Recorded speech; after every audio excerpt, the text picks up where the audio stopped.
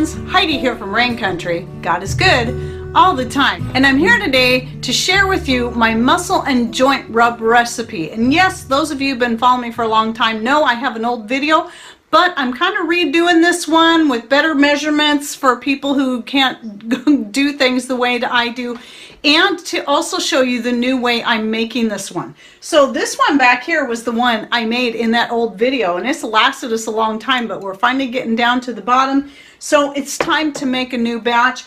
And thankfully, my infused oil that I'm going to use in this particular one is ready to go.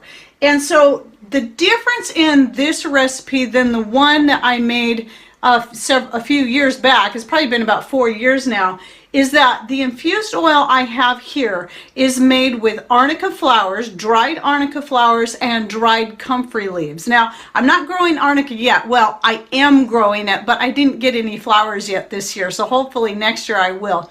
But I will link down below to where I bought the dried arnica flowers, and then the comfrey leaves, they're from my own garden. So what I did here was I used about 1 part arnica flower. So this is a quart jar. I can't give you measurements on this because this one I did just eyeball. So I probably filled the jar about 1/3 of the way with arnica flowers, another 1/3 of the way with the comfrey leaves. Again, these are all dried. When you're infusing oils, it's really important to use dried herbs.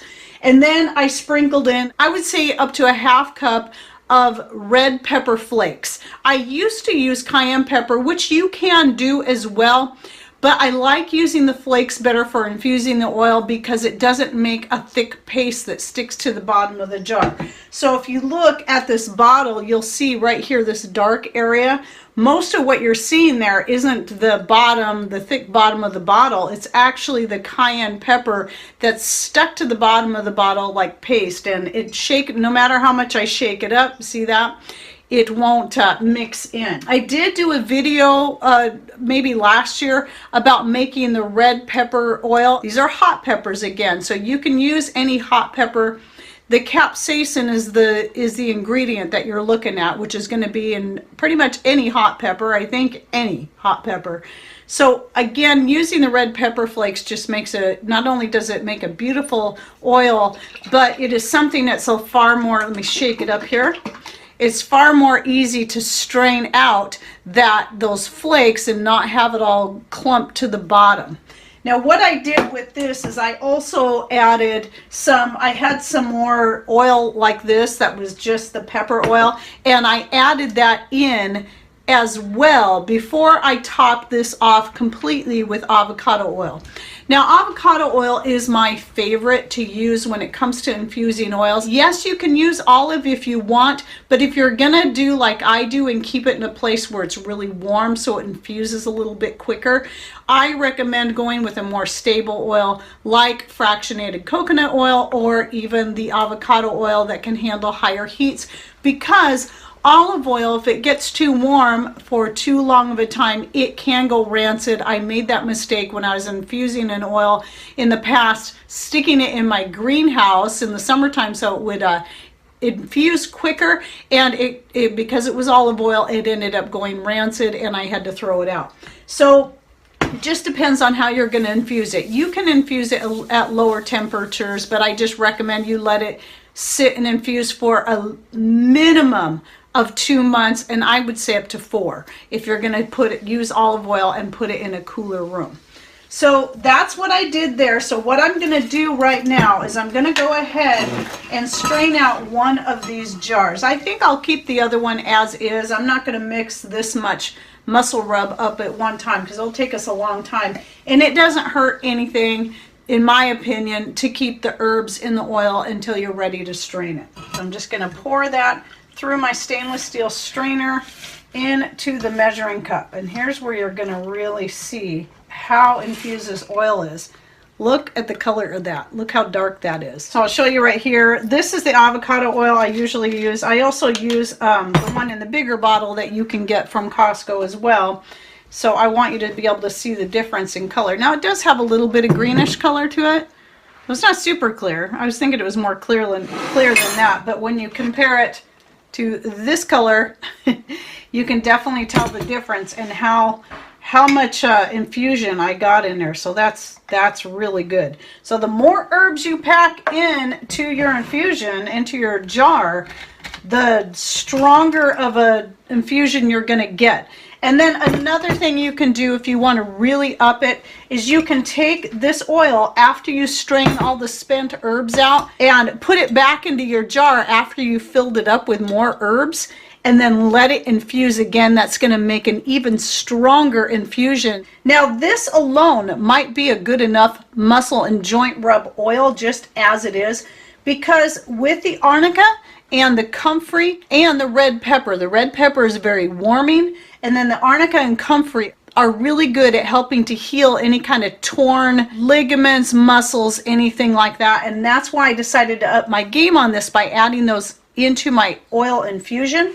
So that might be good enough. So what I'm going to do when I move on to these other ingredients, I'm going to talk you through some steps, and you can work your way up according to what you've got on hand, what you can handle, because some of the essential oils may not be suitable for you. So you may have to mix and match things according to what works best for you. So the 3 oils I'm going to start off with, I think are probably going to be 3 of the safest. And what I do is I usually use a capful at a time. A capful is usually, if you're talking a cap this size, it's usually equal to a teaspoon. So if you watched my old video where I was using capfuls, I did measure it out to make sure. So if you want to use a teaspoon, you can go that way. And for each cup of infused oil, I recommend starting off with 1 teaspoon of each of these oils per cup. Now me, I use about 3 times that much because I like it very strong, but you're gonna have to adjust it to what is going to be best for you.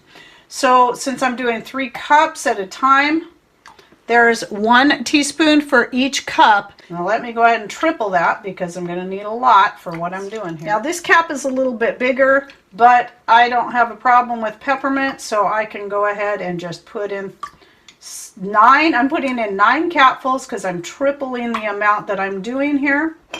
Okay, and then eucalyptus will be the 3rd one. Again, you got to adjust it to you. There might be one of these 3 oils you might not be able to use. So just lay it out according to what you know is best for you. And I like to stir that up with a chopstick. Now, going up to the next level, I recommend menthol crystals. Now, the funny thing about menthol crystals is they actually come from peppermint, so really I'm just doubling the peppermint by doing this.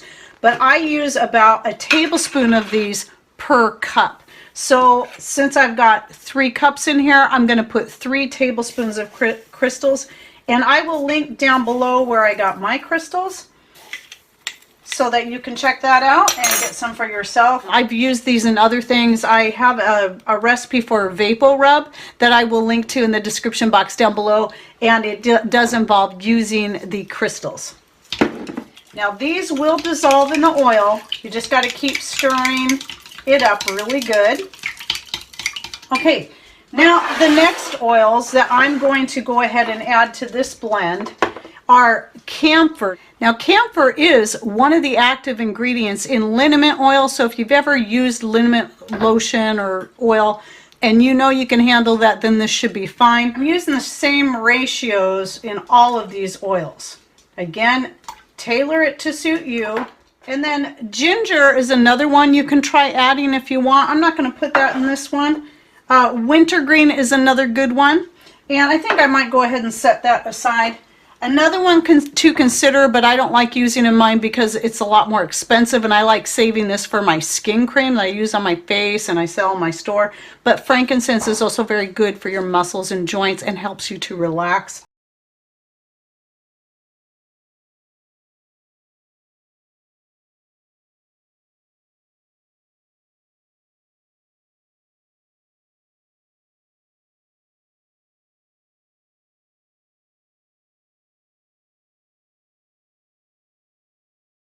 I'm always improving on this recipe as I go. I've been making the muscle rub recipe for gosh, I don't even remember how many years. I started many years ago with just the red pepper and a few of the essential oils, and then through the years started adding more and more of the different oils to it to make a really effective muscle rub. We have both used this in the many years that I've been making it, and it has worked so well for us. I'll put it on Patrick's lower back when his back starts acting up, because he has a lot of lower back issues. A lot of it's from a work injury. And then with me, when I was still on the thyroid medications and having problems with my knees when I'd be teaching dance and martial arts, if I put this on my knees before I taught class, it really helped me to be able to get through the class. It did a lot for me. By the way, that thyroid medication, that synthetic stuff, it's really hard on your joints. So if you're on thyroid medication and you're having joint issues, that's most likely what it's coming from. Since I quit taking the medication, my joints have stopped bothering me in that way. And so, by the way, if you're interested, I do have a video on how we took ourselves off the thyroid medication successfully and been so much better for it. This old recycled lemon juice bottle worked really good for me, but I decided I wanted to put this in something shorter and that has a screw-on cap. So for this, I'm going to be using some recycled maple syrup bottles. I love these things. They work good also for holding your extracts and tinctures and various things. So I'm going to use this for my muscle rub, and I want a couple of different bottles so that I can keep one in each room where we need it. So make sure you have a funnel that'll work for you.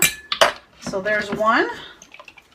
And this definitely looks a lot more green than red like my other one did. If you're like me and you got those menthol crystals floating around in there, just keep shaking it up periodically and those will dissolve in there. It just takes a little bit longer than it would in something like water, but the great thing is they dissolve nicely even in the oil. So let me recap a little bit. When it comes to these ingredients, when it comes to all the essential oils, start out with 1 teaspoon per cup of infused oil, and then test it on your skin and see how it feels. If that feels like it's good, like it's going to get in there and get into the tissues without burning your skin, then that's a good ratio. If it feels like it's too hot, you can water it down a little bit by using some more of your infused oil to thin that out a little bit.